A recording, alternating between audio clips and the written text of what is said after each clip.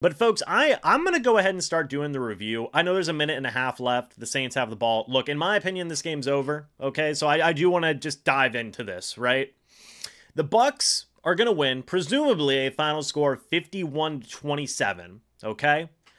Absolutely amazing game by the offense throughout 3/4 of this game. We'll talk about it. We'll talk about it more here in a moment, but 51 total points. The Bucs move up to 4-2.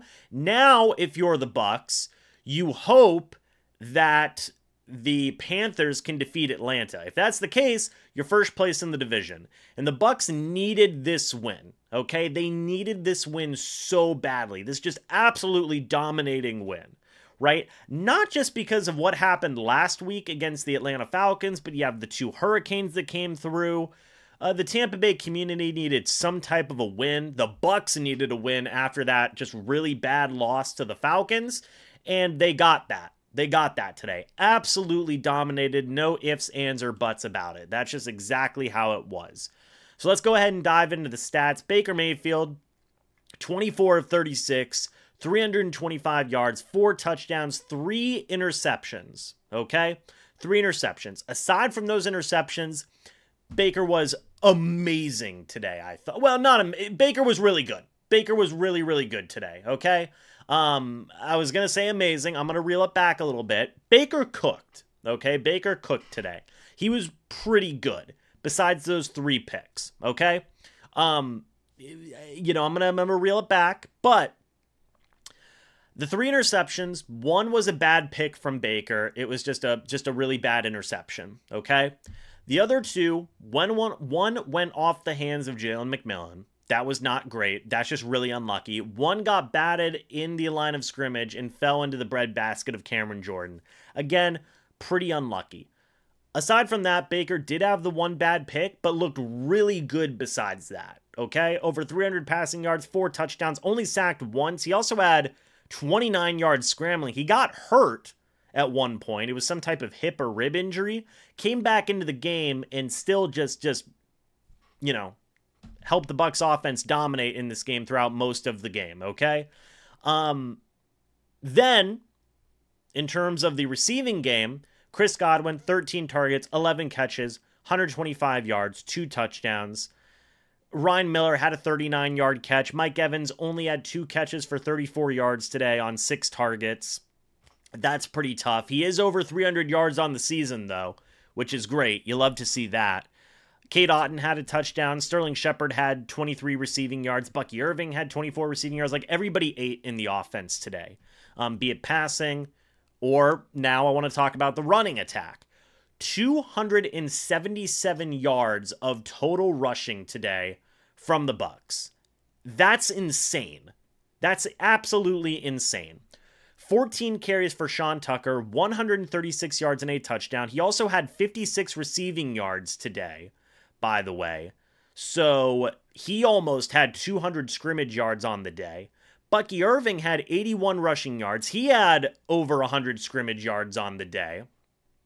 And a touchdown. So Sean Tucker and Bucky Irving went crazy today.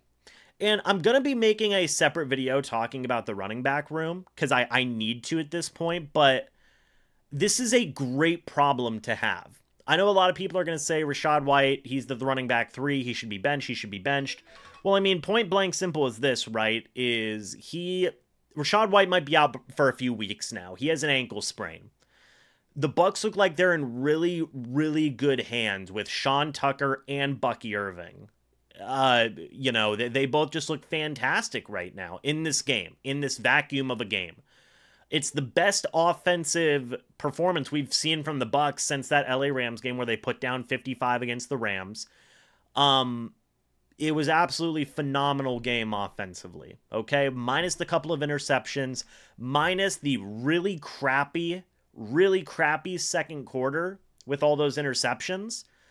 This was an immaculate offensive day, right? This was an immaculate offensive day. Again, everybody ate. Sean Tucker, Bucky Irving, both looked like top running backs in the league. Chris Godwin looked like a top receiver in the league. Baker Mayfield, minus the interceptions, I do have to mention that, looked like an MVP candidate quarterback, right?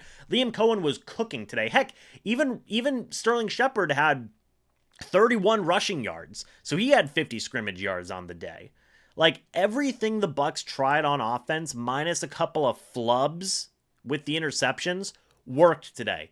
Liam Cohen was in his bag. And this is such a crazy difference than what we have seen the Bucs offense do in the past against the Saints defense. Like, I believe Liam Cohen is legit. I believe that this Bucs offense is legitimate, man.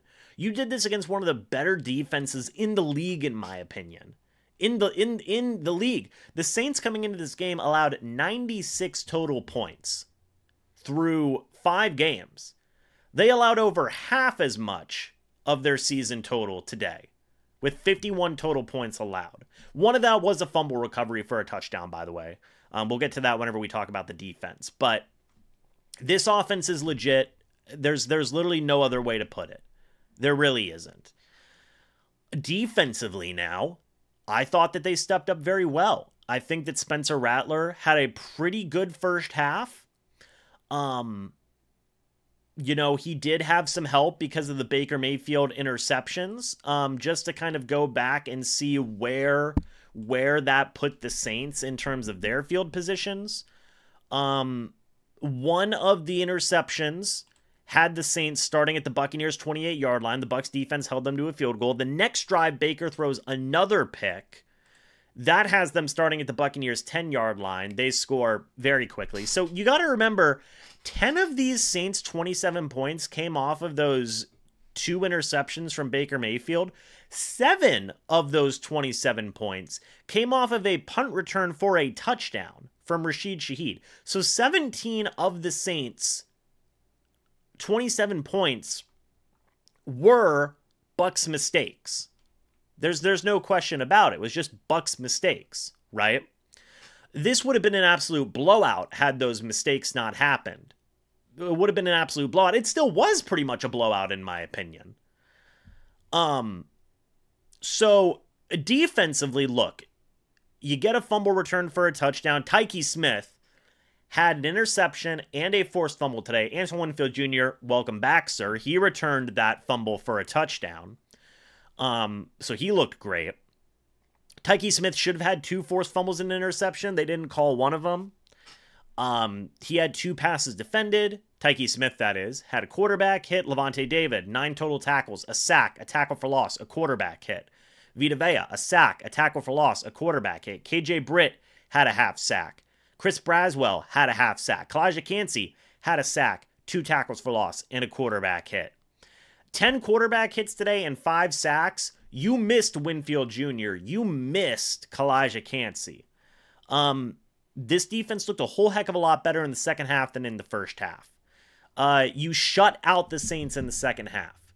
After your mistakes led to them getting 27 unanswered points in 5 minutes in that second quarter, you could have crumbled and fell away, but you didn't. You dominated in the second half, scoring 27 unanswered points of your own en route to victory. Fantastic. Alvin Kamara was held to 3.1 yards per carry. Chris Olave was knocked out of the game early with a concussion. Rashid Shaheed had 7 targets. He only had 1 catch for 11 yards. And in that second half, Rattler had 2 interceptions, one by Zion McCollum, one by Tyke Smith. Really, the only other thing that you can say that was like a bit of a nitpick of like, I don't know if that looked great. Camarda didn't have a great day. He didn't. One of his punts were returned for a touchdown. He had 3 punts for an average of 44 yards per punt.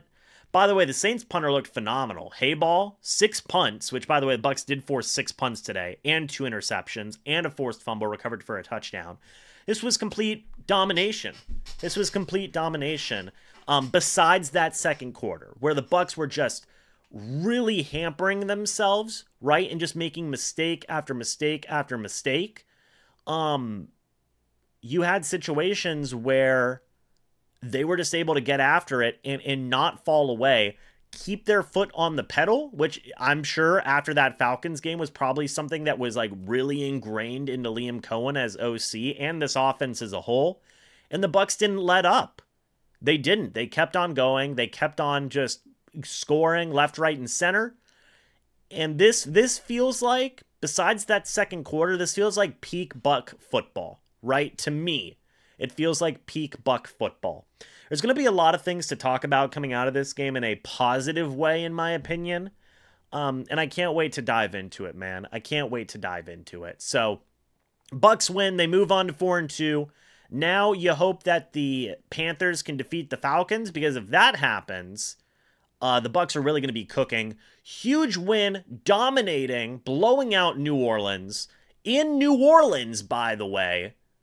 Phenomenal win, so much needed, not just for the team itself after that Falcons game, but also, you know, after the Hurricanes and whatnot. It's great for the Tampa Bay area and community, man. So fantastic win. Bucs blow out the Saints en route to a 51-27 win.